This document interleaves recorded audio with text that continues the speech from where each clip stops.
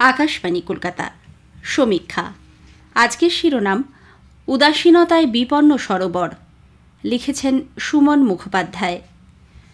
দীর্ঘ অবহেলায় ফুসফুস যদি বিকল হতে শুরু করে তাহলে ভাঙতে শুরু করে শরীর। আর ঘিঞ্জি শহর আকাশচুম্বী বহুতলের মাঝে এক টুকরো ফুসফুস যদি বিপন্ন হতে বসে তাহলে কি সুস্থ থাকবে পরিবেশ? দূষণের চাদরে ঢেকে থাকা এই শহরে রবীন্দ্র সরোবর নগরবাসীকে সতেজ প্রাণবায়ুর যোগান দেয়, কিন্তু দীর্ঘ অবহেলা আর অযত্নে সে আজ নিজেই রোগাক্রান্ত। গরম পড়তেই শুকিয়ে যেতে শুরু হয়েছে দক্ষিণ কলকাতার এই বিশাল জলাশয়।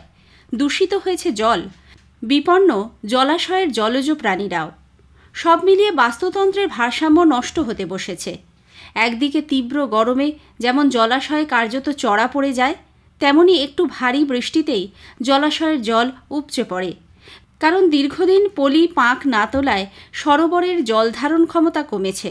রবীন্দ্র সরোবর সংলগ্ন এলাকার বাহ্যিক সৌন্দর্যায়ন হলেও বিজ্ঞানসম্মতভাবে শহরের এই জলাশয় ও সবুজকে বাঁচানোয় সরকারের অনীহা স্পষ্ট। রবীন্দ্র সরোবর কোনো প্রাকৃতিক জলাশয় নয়। ব্রিটিশ আমলে মাটি খুঁড়ে এই জলাশয়ে তৈরি করা হয়েছিল। 1920 সালে এর খনন কাজ সম্পূর্ণ হয়। জানা যায় তখন দক্ষিণ কলকাতার বিস্তীর্ণ একটা অঞ্চল নিচু ছিল। ঢাকুরিয়া অঞ্চলে মাটি কেটে সেই সব নিচু জায়গা উঁচু করা হয়। এছাড়া শিয়ালদা বজবজ শাখায় রেল লাইন পাতার জন্যেও এখান থেকে মাটি কেটে উঁচু করা হয়েছিল। রবীন্দ্র সরোবরের মোট 192 একরের মধ্যে জলাশয়ের আয়তন 90 একর। আগে সরোবরের গভীরতা ছিল 25 ফুট। পরিবেশ কর্মীদের বক্তব্য, তৈরির পর থেকে আর সেভাবে পলি তোলা হয়নি সরোবরের, ফলে গভীরতা কমে দাঁড়িয়েছে 5 ফুটে। লেকের প্রাতঃভ্রমণকারীরা জানান, গত বছর গরমে জলাশয়ের পাড় থেকে প্রায় 10 ফুট পর্যন্ত চড়া পড়ে গিয়েছিল। আবার বর্ষায় জল উপচে ভেসেছিল পাড় সংলগ্ন চত্বর।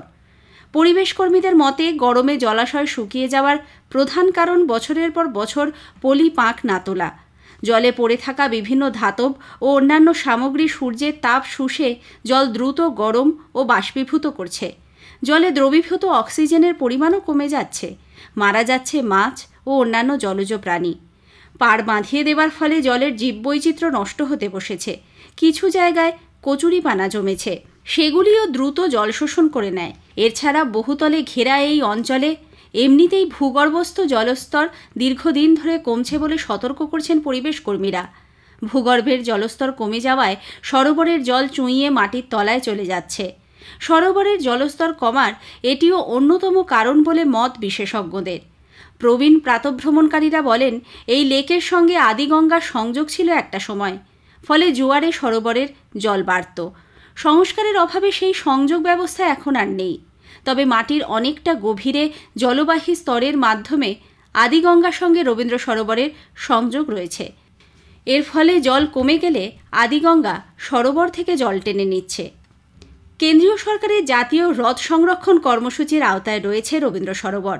তবে তাতে সংরক্ষণের কাজ আদৌ কিছু হয় না বলেই ধারণা পরিবেশবিদদের। কেএমডিএ কর্তৃপক্ষ ইদানিং রবীন্দ্র সরোবরের স্বাস্থ্য পুনরুদ্ধারে কিছুটা তৎপর হয়েছে। সেন্সার বসিয়ে জলের মান, দ্রবীভূত অক্সিজেনের পরিমাণ, জলের গভীরতা ইত্যাদির ওপর নজর রাখার পরিকল্পনা রয়েছে কেএমডিএর। সরোবর চত্বরে বায়ু দূষণও বাড়ছে। পরিবেশবিদ সৌমেন্দ্র মোহন ঘোষের বক্তব্য, অবৈজ্ঞানিকভাবে সৌন্দর্যায়ন না করে বিজ্ঞানসম্মতভাবে রবীন্দ্র সরোবরকে রক্ষা করতে হবে। লেকের আশেপাশে প্রচুর ক্লাব গজিয়ে উঠেছে। বায়ু দূষণের মাত্রাও বাড়ছে উদ্বেগজনকভাবে। এজন্য সরোবর চত্বরে আরও বেশি গাছ লাগিয়ে আরবান ফরেস্টেশন করার প্রস্তাব দিয়েছেন তাঁরা। লেকের স্বাস্থ্য রক্ষায় উদ্বিগ্ন ন্যাশনাল গ্রিন ট্রাইব্যুনাল একগুচ্ছ নির্দেশ ও বিধিনিষেধ জারি করেছে। তা সত্ত্বেও শহরের ফুসফুস এই সরোবরকে বাঁচাতে ও দূষণ রুখতে উদাসীন প্রশাসন। দায়িত্ব রয়েছে নাগরিকদেরও। প্রশাসনের সদিচ্ছা আর নাগরিকদের সচেতনতাই পারে রবীন্দ্র সরোবরকে সযত্নে আবার সতেজ করে তুলতে। সমীক্ষা শেষ হলো। এটি লিখেছেন সুমন মুখোপাধ্যায়।